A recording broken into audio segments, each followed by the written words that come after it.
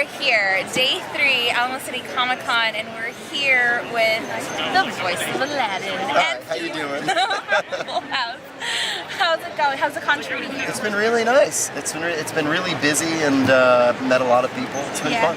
And it's my first convention. Oh, really? Yeah. Have you been to San Antonio before at all? No, first trip, and I love it. I love it. It's awesome. great. Have you had any good food or anything? Amazing barbecue. I went to a place called, I think it was called Alamo Barbecue Company. It was like really cool. It was like a house. It was like eating dinner in somebody's backyard. Excellent. And went to the Riverwalk, went to the Alamo. I'm like an old pro now. We're so proud to have you here in our Alamo City. It's really nice. One of our, since we're a 90s nostalgia podcast, one of the things we like to ask our guests is, what does nostalgia mean to you? Well, now I'm getting pretty old, so I'm nostalgic about a lot of things. But you know, for me, it's really nice because people come up to me and say, "You were my childhood," or "You are the 90s," which is makes me proud. It's really nice. I'm happy to be a part of people's formative years. Excellent. In this whole reboot age with television, with Fuller House and everything like that, is there anything that's come out that you take personal pride in? Not necessarily like the body of your work, but something that you grew up with that you're like super excited to see on screen. Oh, that's interesting. Well, this isn't a plug just because I'm a Disney guy, but I'm very excited to see the remake of or the live-action Aladdin. I have high hopes for it. Me too. I'm so very. I just saw the trailer for the first time yesterday. It looks really good. Thank you so much. Hi, we're here day 2 in Alamo City Comic Con, and we're here with the awesome Prince Eric. Yay! I'm awesome. And of course, we wanted to ask you a few things like, what does nostalgia mean to you? Oh, what is nostalgia? Well, the happy memories I have of working on the film, it's twofold. Because on the one hand, I have the memories of doing the project. When I was very young, I was only 15 at the time. But then there's the whole evolution of what the movie came to mean. And so I look back and I think, oh, what a wonderful experience that was. And then now I can also look back and say, and look at what it became. So I have this wonderful, it's twofold, this wonderful twofold nostalgia. You're a part of this Disney Renaissance. Yeah, exactly. And so many people come up to me and they say wonderful things, and it's just very nice. So with this whole reboot age and stuff that's going on, is there anything that you're really excited to see, maybe with your family or yourself? I think I'd like to see me as King Triton. That would be epic. Yeah, like that. I gotta get a little buffer though. I gotta start working out a little more. That would be really cool. Is there anything that you're working on currently that you'd like to promote? No, not at the moment. Okay, awesome. Well, thank you so much for your time. It was amazing meeting you. Nice meeting you also. Thank you so much. Okay. We are here with the beautiful Irene, voice of Pocahontas, and totally one of my heroes from my childhood. It's nice to meet you. Have you ever been to San Antonio before? This is my first time. How do you like it? I love it. I actually, I know it's about an hour away, Austin. I've filmed a couple of different films in the Austin area, so this is my first time in San Antonio. Wonderful, wonderful. One of the things we like to ask our guests is, what does nostalgia mean to you? What does nostalgia mean to me? Well, it's that feeling inside when there's something from long ago that gives you that wonderful, warm feeling, that comfortable, warm, loving feeling. Is there anything that you do as an adult, maybe with your family, that brings you back to a nostalgic time when you were younger, when you were a kid?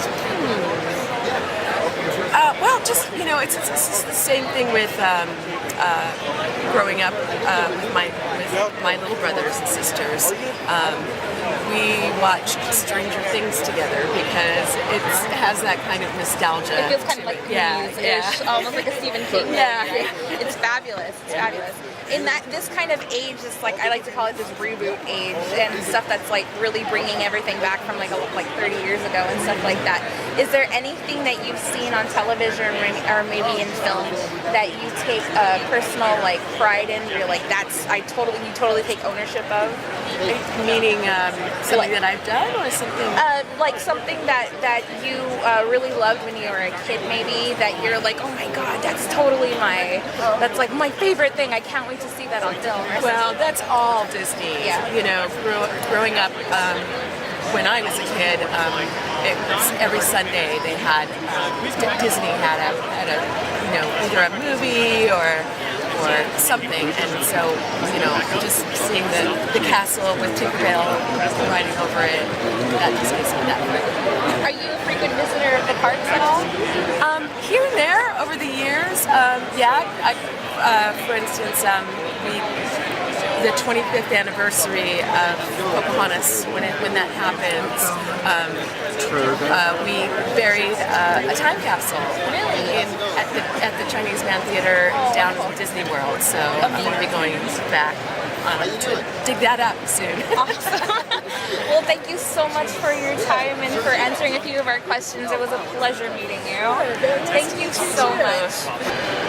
We're here with, you'll never guess who, the most amazing Bill Farmer, the legendary, the voice of Goofy. Of course. Yeah, he's always in there somewhere.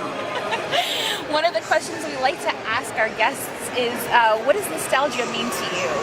What does nostalgia mean to me? Yes, sir. Well, as I'm getting old enough that it's just my history now is nostalgia.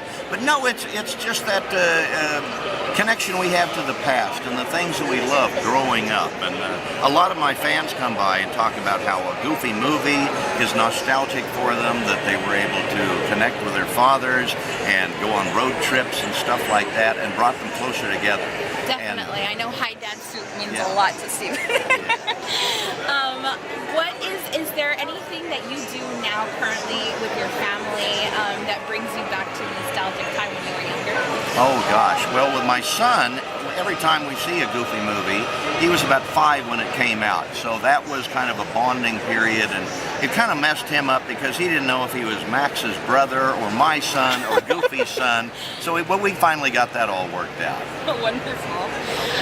We also wanted to know what you think of San Antonio. Have you been here before? I have been here before, but it's been many, many years, and it's great. The Riverwalk last night, we went down there, and the Alamo, of course, you know, it's so iconic, and the people are great, and it's just a wonderful city. Wonderful. Thank you so much. Thank you for your time, sir. Of course, my pleasure. Hi, we're back with a new Nostalgia podcast. We're here at Alamo City Comic Con, and I'm here with one of my heroes, Whitmire. It's wonderful to meet you. Thank you. You too. You too. We're a 90s Nostalgia podcast, and one of the things we like to ask pretty much everybody is, what does nostalgia mean to you? Oh, wow. Well, when you've been doing this kind of work as long as I have, you sort of become nostalgia, Yeah. I think. It's really weird, you know? I mean, it's very easy for me to think that it seems like just a snap that I was the young new guy walking in the door, you know, and the years go by so quickly. It's like almost 40 years of the Muppets. So it means that people today can have a basis in where everything else sort of started. You know, the things that are popular now that may not even be as popular, you know, are based on all these things that developed over the course of a long period of time. Right. Yeah. What do you feel is one of the most important things that people overlook with working with the children's television workshop? Oh my goodness! What do you mean? Ask that question again. I don't know what you mean. What do you feel like personally to you is most important working with children? Well, I know that Jim's philosophy, and it turns out that I not only did I trust it because Jim Henson said it and felt it, but I think it's just true. I mean, my own experience has borne it out.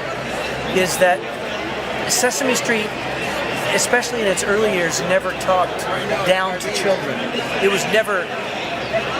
I mean, there was a curriculum, you know, and that was to teach kids. But in terms of the humor, and particularly what the Muppets were doing, all the performers were just doing what made them laugh and what they enjoyed around teaching something.